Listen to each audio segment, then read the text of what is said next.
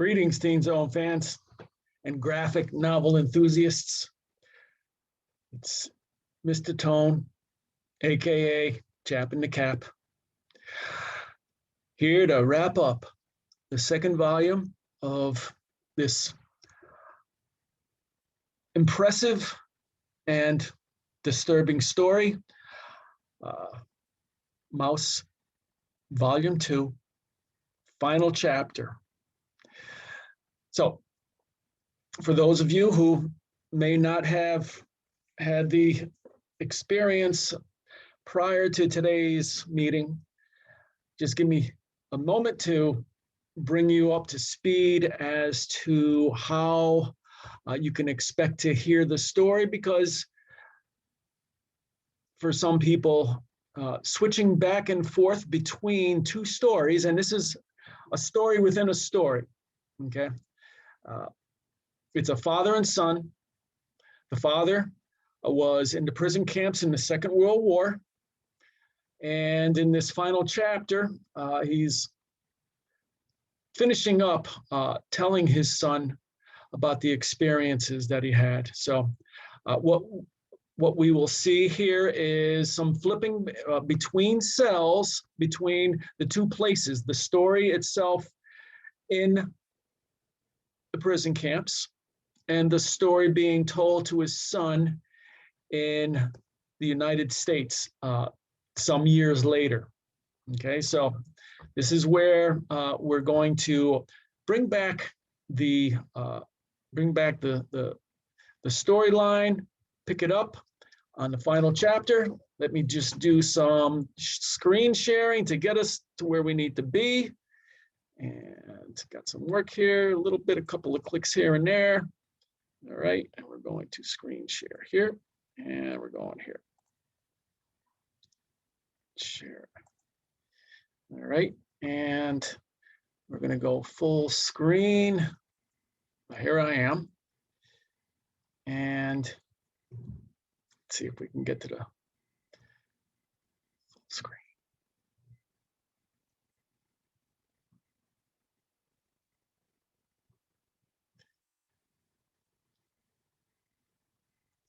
Yep, just about there. Okay. All right. Let's go ahead and here we go. So, chapter 5 of volume 2, the second honeymoon.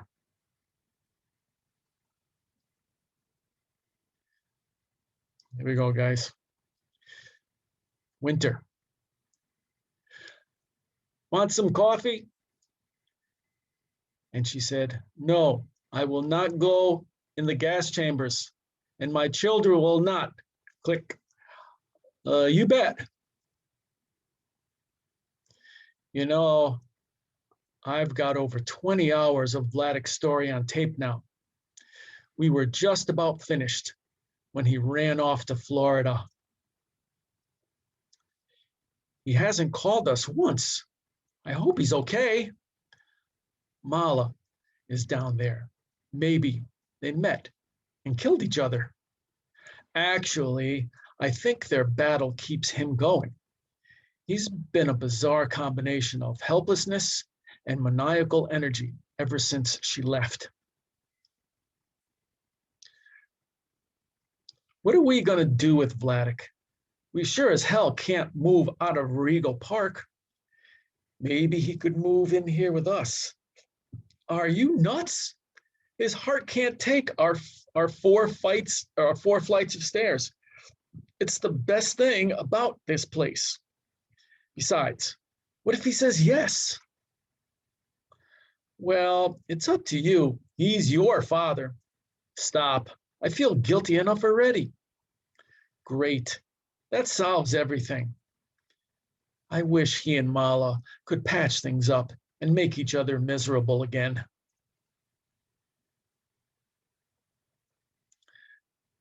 Click. And my children will not go in the gas chambers. So, Dasha. So Dosha took the poison not only to herself, but to her little bring bring. Hello, Mala? We were just, what's the matter? I don't know if I'm going or coming. Your father is in St. Francis Hospital. It's the third time in 1 month, water in the lungs. He didn't want me to worry you, but it's serious. Oh, where are you? In the condo. I'm back with him again, though. God knows why. Well, look, I'll call you back after I call the hospital. Hello, St. Francis. Can I speak to Mr. Spiegelman?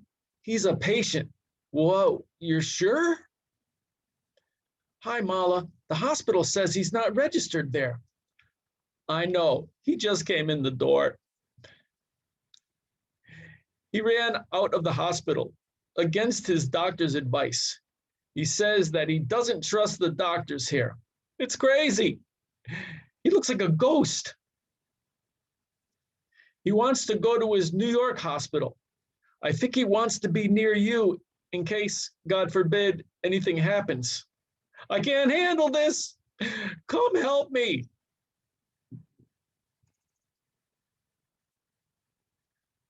Out here in Florida. Hey, everything's almost packed, Mala. The main reason I flew down was to help. Shh. You know, Vladik, wild horses can't hold him still. So now he's exhausted. And me too. Hi, Pop. How are you? Terrible. So weak. So weak. Did you arrange emergency oxygen for him on tomorrow's plane? Uh-huh. And I've got an ambulance to take him and me from JFK to LaGuardia Hospital. I'll check him in while Francois drives you home. How did you two get back together? I don't know. I got a call from the hospital and felt sorry for him. I went over. I swore I'd never see him again, but I'm just a sucker. He talked until I was blue in the face. And here I am. Mala, Mala, come quick. Anya must have been a saint. No wonder she killed herself. He's calling you. It's just his stool. He wants me to check it before he'll flush. He's as difficult as ever. But now he's more confused and dependent. What can I do? He trapped me. The next morning. At last, we're done. Yeah, 1 hour to pack and 4 hours for Vladik to unpack and refold it all. I'm dizzy now. Let's go sit in the fresh air. You go. I need to call my brother Leo and say goodbye before we leave. Whoosh. A few years ago, I went outside here to buy for Mala bagels. I got dizzy, so like now, I grabbed to a bush and fell. I crawled to the side so people can see me, but won't step on me. Finally, someone helped. It's good to get some sun. Yeah, just it's too noisy from the highway and airport nearby. Look, Artie, you see in the sky, that tiny airplane? Uh-huh. On such a tiny airplane, we went out in 1946 from Poland to Sweden. It was maybe 10 of us, refugees. We never went before in a plane. The others were afraid to go, but I went right away inside. I said to them, so don't worry, let the plane crash. At least we'll be out from Poland. Why did you want to leave Poland? It was nothing anymore. There was for us after the war, nothing. We wanted here to come, to Uncle Herman, but here was quotas. So Herman helped us to have a visa over to Stockholm to wait. Did you work there? And how I worked, hard labors. I lifted and carried all day heavy boxes. Only such jobs it was for refugees. But I was strong then, not so like now, and I looked to get in a better business. One department store there, a Jew owned it. I went to him. I've been trying to see you for weeks. But Mr. Spiegelman, we don't need any more salesmen. Besides, you can hardly speak Swedish. I sold textiles and hosiery in Poland, but I can sell anything. Give me something no one can sell. I just need a chance. Hosiery. Hosiery? We're stuck in a warehouse full of unfashionable knee-length stockings, but nobody perfect. In the US, Uncle Herman again had a hosiery factory. By him, I got full-length nylon stockings, but these it was impossible to find in Sweden. You want my nylons to buy? Do I? My customers will kill for these. They're rationed. How much? Normal price. But to each pair, you must also a pair of my knee-high lengths. I'll throw them away, but it's worth it. And I sold out the whole inventory. I became so like a partner to this department store and very well off. When it came a few years later, our visas to America, the store made a big surprise party. You can still rip up your boat tickets and stay. Really, I was sorry to go. I made in the States a living dealing diamonds, but never had it again so good. Come, we'll go now inside. Huh? Why? We've got a lot of time. It's too sunny. Maybe if we didn't pack away my sunglasses, we could still sit. Late that night. Please remain seated until our sick passengers have deplaned. So there was a 6-hour delay before boarding. Then Vladik complains that the oxygen unit isn't working and he can't breathe. The crews check and say the unit is fine. They say he's too sick to fly, but we refuse to get off. Then Vladik says the oxygen tank is working, and here we are. I'm glad you called to say you'd be late. They set up a free phone for delayed passengers. Mala called everyone she knows in America. You see, I learned from Vladik. Half-hour later. Finally, Francois and Mala must be home and dry by now. They could have driven us to the hospital. Don't worry, the ride is paid by my insurance. Excuse me. He's sick, but I don't think he needs a stretcher. Regulations, buddy. So where is LaGuardia Hospital? Go on Queens Boulevard till I say you to turn right. Thanks, mister, but please stay on the stretcher.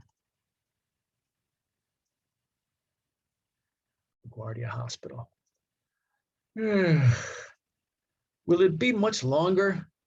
The tests are done. You can wait for the doctor in there with your father. How are you doing, Pop? Oh, so tired, so tired. Sorry it took so long, but because of what you told us about your father's condition, we played it safe and ran extensive tests.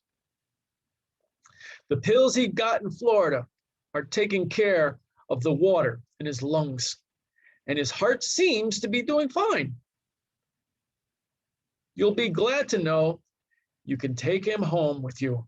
What? Um, if he's borderline case, why not keep him under observation for a few days? There's just no need for him to be hospitalized. Well, the doctor says you're okay. We can go home now.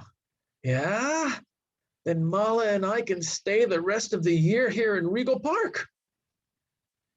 It's better if nothing is wrong here, near to my health plan hospital, than in Florida hospital for $100 a day. A month or so later. Artie, we haven't seen you in ages. I need time to get over our trip from Florida. What's new? Well, we're going to sell this house and move down there. I'm amazed Vladik agreed. He's so attached to this place. How's he feeling? He's been kind of listless. It makes him easier to take, but he's not really doing too well. He gets confused. Last week, he went to his bank and actually got lost on the way home. Anyway, he's in there resting. So I hear you want to sell the house. Yeah, I want only peace. If Mala wants Florida, okay, let it be Florida. Come and sit. I'm surprised to see you. Uh-huh. Why? I said I was coming when I phoned you yesterday. You phoned? I don't remember. I came here to tape the rest of your story if you feel up to it. I need to know what happened at the very end of the war. The war, yeah. This I still remember. You were living on a farm with some GIs. Yeah, with my friend Shivik. So what happened? Many refugees started to be everywhere. So it came an order. Headquarters is setting up a displaced persons camp. You'll have to move there. We all came over to Garmisch Partenkirchen. Name, Vladik Spiegelman. Country of origin, Poland. Here we got identity papers and a place where to stay. Hey, Vladik, come with me to Hanover to see my brother. He's married to a Gentile who kept him hidden. What's wrong? I don't know, Shivik. I've got a fever and I'm itching all over. In my throat, my ears, everywhere. I was for a good few days, very sick. Well, where am I? The infirmary. You've had a relapse of typhus. I feel fine now. See a doctor regularly. We can't diagnose it, but something is still wrong. A year after I found out, it was not only typhus, but also diabetes. In this DP camp, displaced persons, I had it easy. Hurry, Vladik, we can earn some chocolates. Okay, we speak English, okay? Shivik, he couldn't speak even Polish, just Yiddish. We carried many goodies when finally we got our ID papers to go. We want tickets to Hanover. Tickets? I don't know if there are even any tracks, but freight may be heading north. Train stopped and started, and had to change often directions. Look, Shivik, Nuremberg. I scrubbed streets here as a POW. Now it was only stones and nothing. We came to one place, Würzburg. What a mess. Where can I find water? Ha! We haven't had any water in 3 days. The Americans destroyed everything. Not one building was still standing. We came away happy. Let the Germans have a little what they did to the Jews.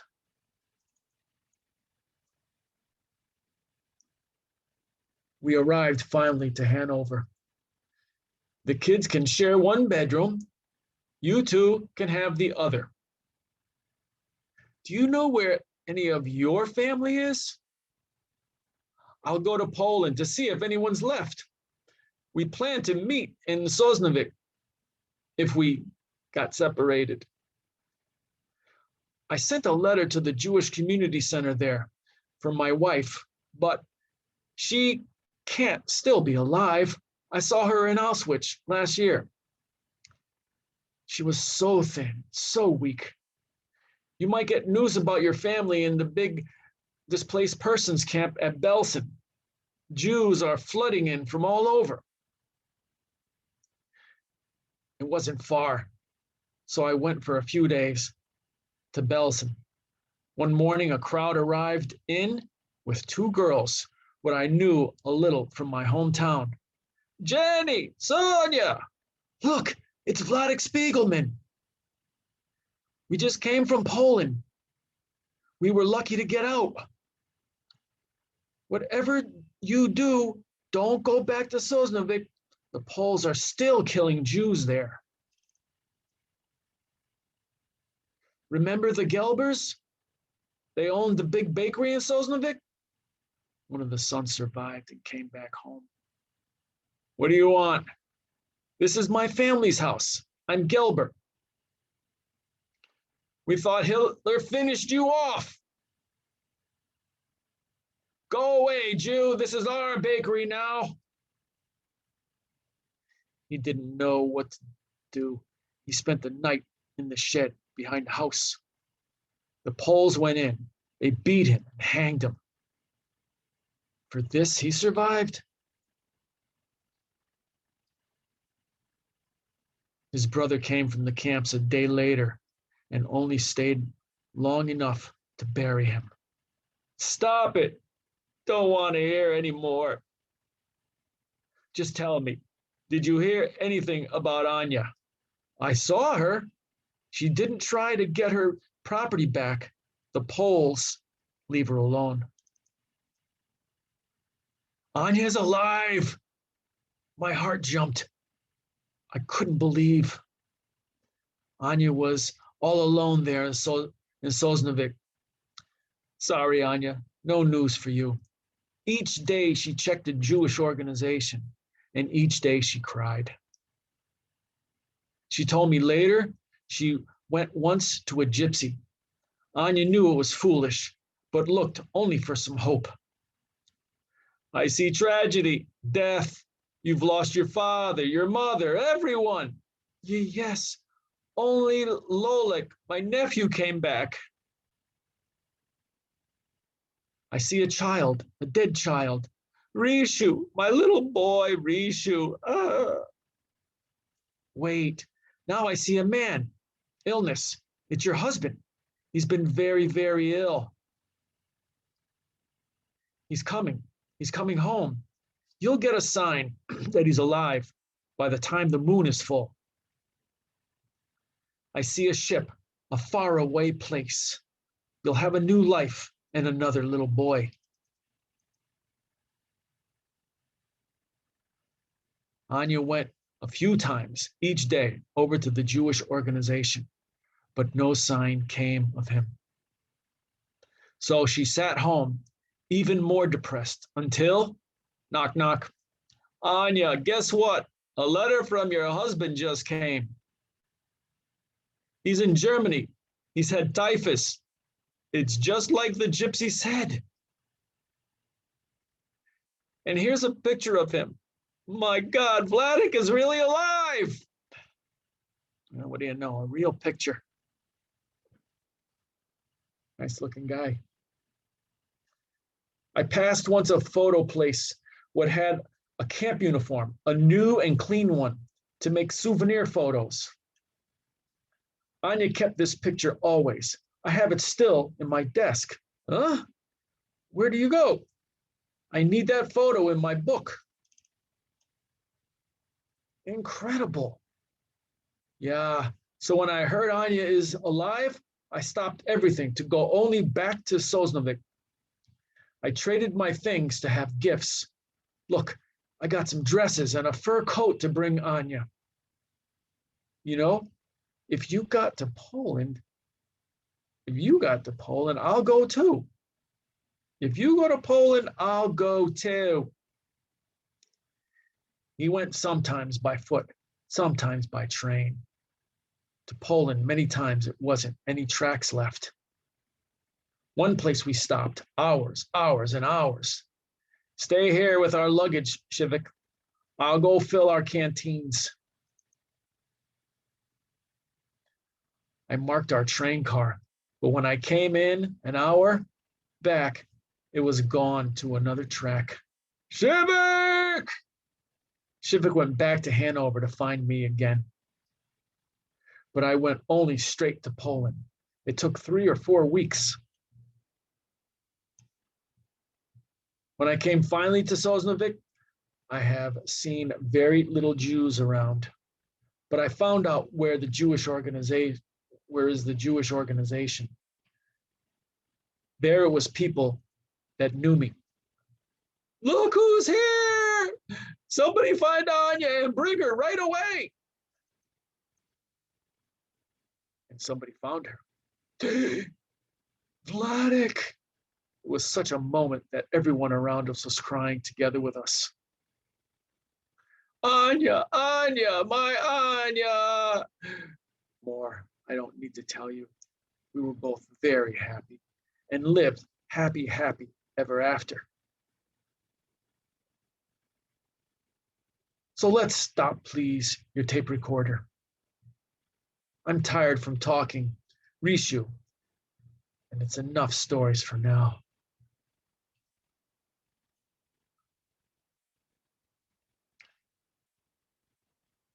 And here's his tombstone.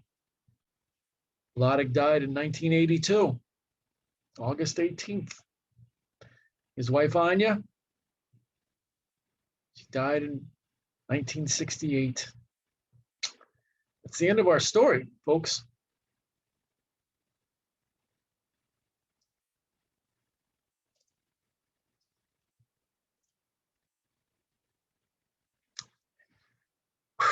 Wow. I was a little moved myself by their little meeting. A meeting of their life. Being reconnected after such a horrible story. A horrible time. Separation must have been beyond our capability to even imagine. Well, anyway, this is why I said that these are important stories and that we should all be familiar with these, because the unique way that it's told can really give us a perspective that you're not going to find anywhere else. My friends, that does it for both volumes of Art Spiegelman's classic graphic novel, Mouse, both volume 1 and volume 2. Just as a little primer, I suppose,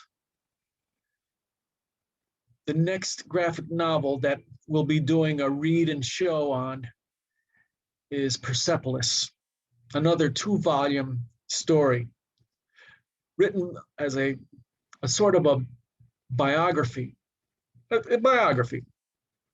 And you will be able to experience that with me again in the teen zone.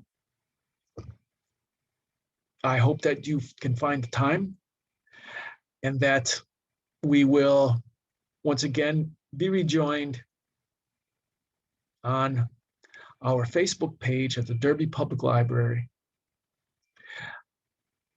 Therefore, I wish you all the best and look forward to our next meeting when we start a new novel. As I said, Persepolis.